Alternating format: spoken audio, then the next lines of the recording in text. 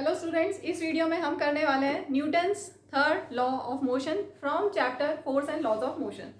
तो थोड़ा सा टेक्स्ट बुक से देख लें। वैसे बहुत ही इंटरेस्टिंग, बहुत इंटरेस्टिंग टॉपिक है। इसका स्टेटमेंट क्या है? To every action there is equal and opposite reaction. अगर आपने एक्शन दिया है तो इक्वल एंड अपोजिट रिएक्शन आपको मिलेगा। ठीक है, इसी को हम डिटेल में एग्जाम्पल्स के साथ हम समझेंगे। तो पहले टेक्स्ट बुक से स्टार्टिंग का पैरा देख लेते हैं। The first two laws of motion tells us how an applied force changes the motion and provide us with the method of determining the force। तो फर्स्ट टू लॉज में हमने क्या पढ़ा था, इसको थोड़ा सा देख लेते हैं, समझ लेते हैं। फर्स्ट लॉ ऑफ मोशन क्या था? Law of inertia. दो चीजें हो सकती हैं, या फिर किसी ऑब्जेक्ट के ऊपर फोर्स लगे या फोर्स ना लगे। ठीक है, फोर्स जीरो हो या फोर्स जीरो ना हो, दो सिचुएशंस हो सकती हैं। अगर ऑब्जेक्ट के ऊपर कोई फोर्स नहीं लग रहा है, अगर ऑब्जेक्ट के ऊपर कोई फोर्स नहीं लग रहा है, इसका मतलब क्या हुआ? या फिर ऑब्जेक्ट रेस्ट पे है या ऑब्जेक्ट कांस्टेंट वेलोसिटी से जा रहा है। दो केस हो सकते हैं, या ऑब्जेक्ट रेस्ट पे हो या object moves with constant velocity. यहां पढ़ चुके हो फर्स्ट लॉ ऑफ मोशन में।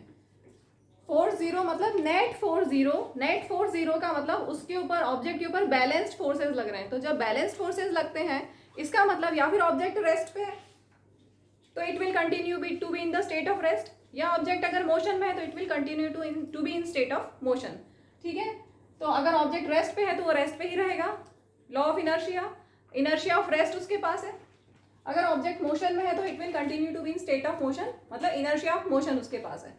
ठीक है, तो ये तो कब हुआ? जब फोर्स जीरो हो। ये हमने पढ़ा था Newton's first law of motion में। फिर सेकंड लॉ में क्या था? अगर फोर्स जीरो नहीं है, नेट फोर्स जीरो नहीं है, मींस अनबैलेंस्ड फोर्स लग रहे हैं, अनबैलेंस्ड फोर्सेस लग रहे हैं, मतलब नेट फोर्स जीरो नहीं है। इसका मतलब क्या हुआ? नेट फोर्स जीरो नहीं है, दैट मीन्स इसका मतलब उसकी वेलोसिटी चेंज हो रही है। अगर फोर्स जीरो नहीं है मतलब कुछ फोर्स लग रहा है, अगर कुछ फोर्स लग रहा है ऑब्जेक्ट के ऊपर, मतलब उसकी वेलोसिटी चेंज हो रही है। अगर वेलोसिटी चेंज हो रही है, इसका मतलब वेलोसिटी चेंज हो रही है। अगर वेलोसिटी चेंज हो रही है मतलब कि एक्सेलरेशन आ गया। ठीक है, और एक्सेलरेशन आ गया तो फोर्स कितना होता है? Mass into acceleration. ये Newton second law of motion. तो ये फर्स्ट और सेकंड लॉ का इंट्रोडक्शन हो गया। अब हम आते हैं थर्ड लॉ पे। To every action there is equal and opposite reaction. आगे टेक्स्ट बुक से 2 लाइन हो गई, आगे देखते हैं 3 लाइन हो गई। The third law of motion states that when one object exerts a force on another object, the second object instantaneously exert a force back on the first. Clear? These two forces are always equal in magnitude but opposite in direction. Magnitude same होगा, direction opposite होगा। तो these forces जो होंगे, ये जो forces होंगे, ये हमेशा अलग अलग objects पे लगेंगे, same object पे नहीं लगेंगे। These two forces act on different objects and never on the same object. जैसे इन्होंने एक एग्जाम्पल दिया in the game of football. Sometimes we, while looking at the football and trying to kick it with a greater force, collide with a player of opposite team. तो क्या होगा? दोनों hurt होंगे, both will feel hurt, क्योंकि दोनों ने एक दूसरे पे फोर्स लगाया। Equal in magnitude, opposite in direction, दोनों ने एक दूसरे पे फोर्स लगाया। ठीक है, तो हम ये बोलेंगे कि there is a pair of forces and not just one force. The two opposing forces को क्या बोलते हैं? एक होता है एक्शन फोर्स। जो अपोजिंग फोर्सेस होंगे, हम बोल रहे हैं कि to every action there is equal and opposite reaction, तो एक्शन और रिएक्शन। ठीक है, तो जो दो अपोजिंग फोर्स होंगे, टू अपोजिंग फोर्सेस क्या क्या होंगे? Action and reaction. अब यहाँ पर टेक्स्ट बुक में आपकी स्प्रिंग बैलेंस की हेल्प से समझाया है, तो उसी को हम डिटेल में लेते हैं। चलिए, स्प्रिंग बैलेंस का एग्जांपल, ये मैंने 2 स्प्रिंग बैलेंस बना दिए, आपकी टेक्स्ट बुक में है इस तरह के। वॉल है, यहाँ पर एक स्प्रिंग बैलेंस वॉल से अटैच, वॉल से हुक से लगाया हुआ है, अटैच किया हुआ है स्प्रिंग बैलेंस बी, और दूसरा स्प्रिंग बैलेंस ए है। ये स्प्रिंग बैलेंस बी का हुक और स्प्रिंग बैलेंस ए का हुक यहाँ पर। ठीक है, और हम इस साइड से पुल करेंगे, इस साइड से, यहाँ से ऐसे पुल करेंगे। दिख रहा है? इधर से पुल करेंगे। आप स्प्रिंग बैलेंस ए को पुल करोगे। तो बुक से देखते हैं। Let us consider 2 spring balances connected together, spring balance A and spring balance B. The fixed end of balance B, the fixed end of balance B is attach to wall.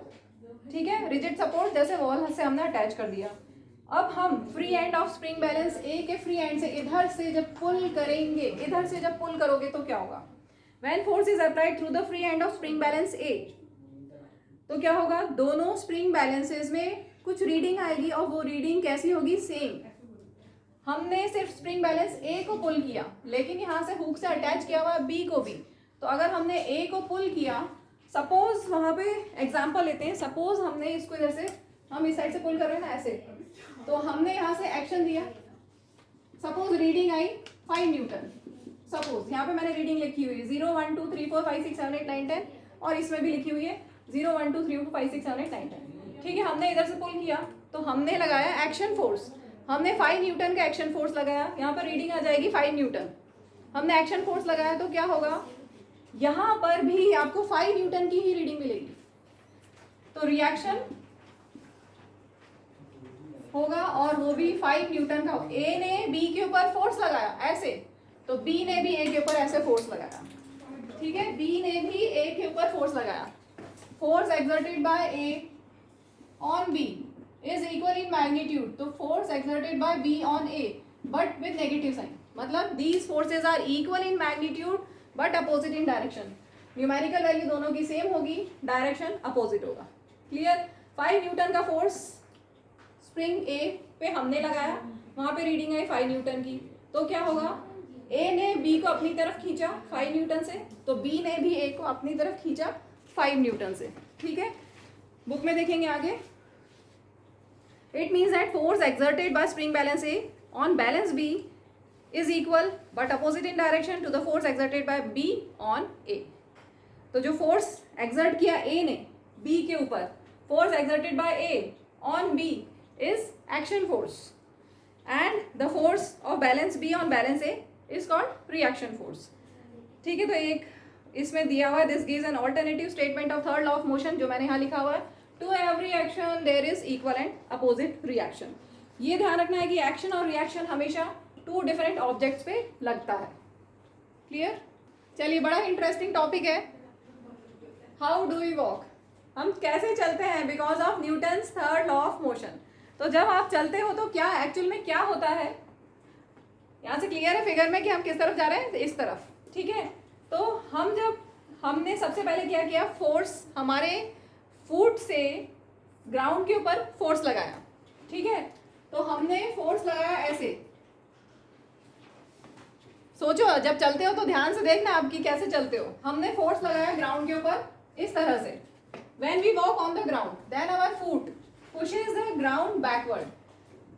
हमें इस तरफ जाना है तो हम पीछे की तरफ इस तरह फोर्स लगाएंगे, लगाते हैं, प्रैक्टिकली करके देखना। फोर्स ऑन द ग्राउंड इस तरफ लगता है तो क्या होगा? न्यूटन्स थर्ड लॉ से to every action there is equal and opposite reaction. तो ग्राउंड हमें इक्वल एंड अपोजिट फोर्स इस डायरेक्शन में देगा। फुट के ऊपर फोर्स लगेगा ग्राउंड की वजह से, ground will exert force on the foot in opposite direction. ठीक है, तो in return the ground pushes our foot forward. और ये जो फॉरवर्ड एक्शन क्या हुआ, यहाँ पर फोर्स ऑन द ग्राउंड हुआ एक्शन फोर्स, और फोर्स ऑन फुट हुआ रिएक्शन फोर्स। ठीक है, तो फॉरवर्ड रिएक्शन, ये रिएक्शन कैसा? Forward reaction. एक्शन कैसा था? बैकवर्ड।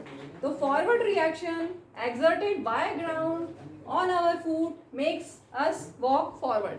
क्लियर है? हमने एक्शन दिया, हम ऐसे खड़े हुए हैं, हमें आगे बढ़ना है, तो हमने क्या किया? हमने फुट से ग्राउंड को प्रेस किया, हमने एक्शन दिया, हमने फोर्स लगाया ग्राउंड के ऊपर, हमने एक्शन दिया, फोर्स लगाया ग्राउंड के ऊपर, ग्राउंड ने रिटर्न में हमें क्या दिया? रिएक्शन फोर्स दिया।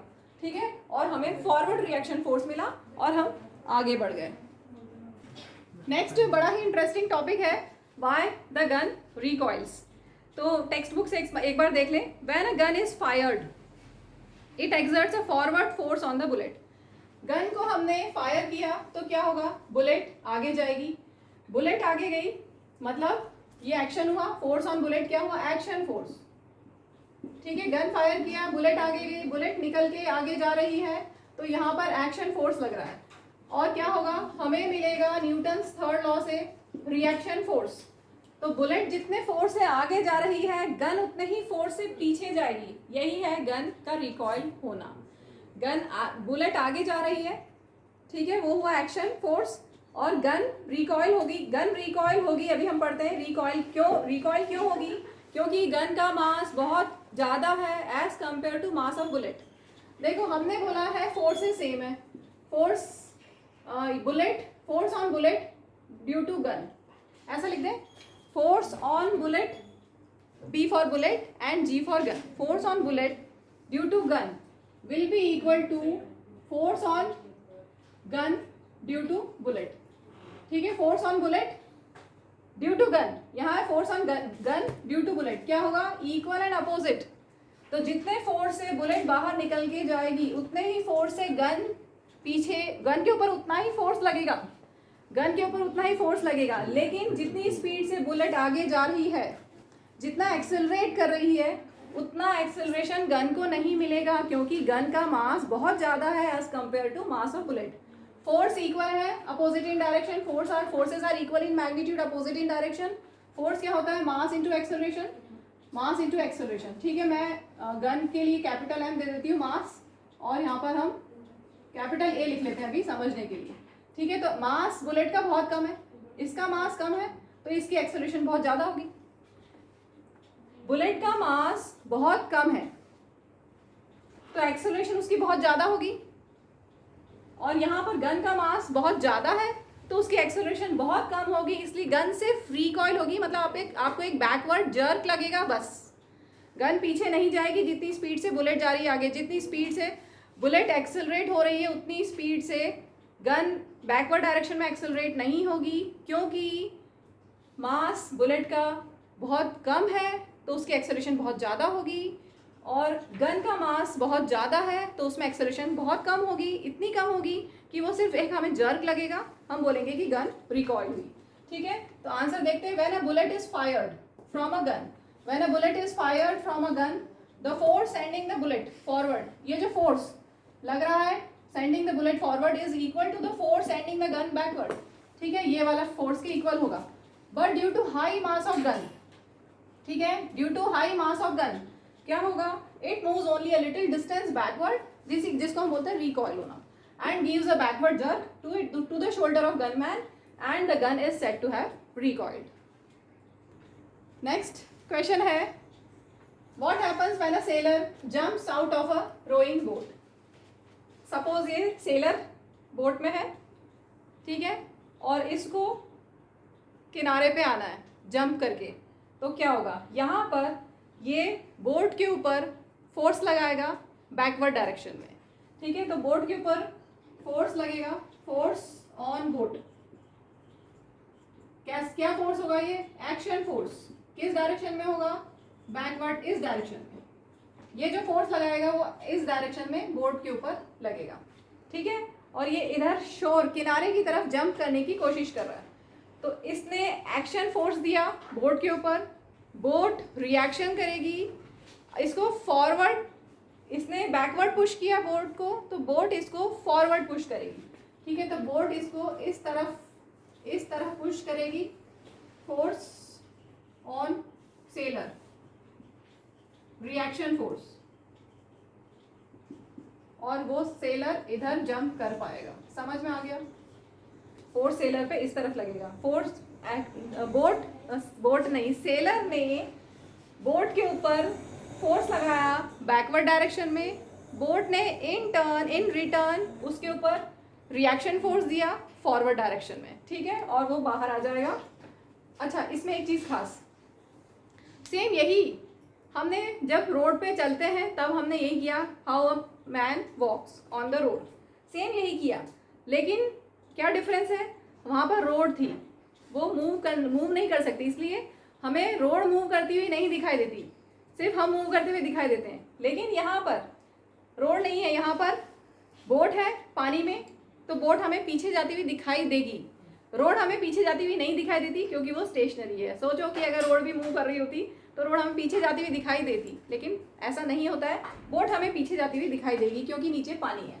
ठीक है, तो to step out of the boat, the sailor presses the boat with his foot in backward direction, clear है, उसके फुट से बैकवर्ड डायरेक्शन में वो प्रेस करेगा। The push of the sailor on the boat is the action force, clear, ये action force है। The boat exerts an equal force on the sailor in forward direction, ये boat उसको ऐसे force देगी forward direction में। which enables the sailor to move forward.